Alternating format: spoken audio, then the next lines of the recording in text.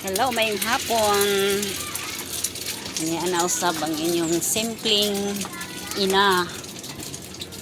Nagtak-ang na og kanon. Okay. Tinghikay na sa panihapon. Nandiyan na usab.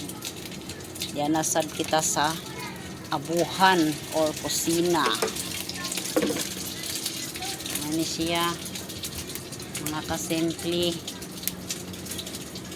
Mani atong tulumanon nga tang mga inahan nya diri sad kani nagtak-ang og kanon nya diri sad sa pikas kay ang sudan kay beef loaf nga sa gulag itlog ba tortang beef loaf guys. Mana siya mga kasimple. Simpleng ulam lang. Okay na.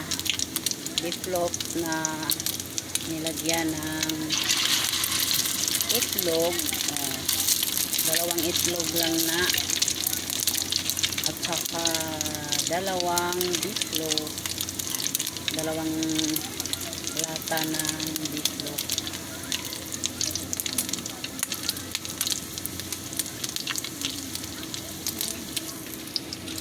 Okay.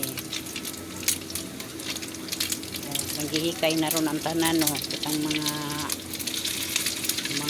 simpleng ina or isang dili mga simpleng ina kay naghikay na po. Oh, nga.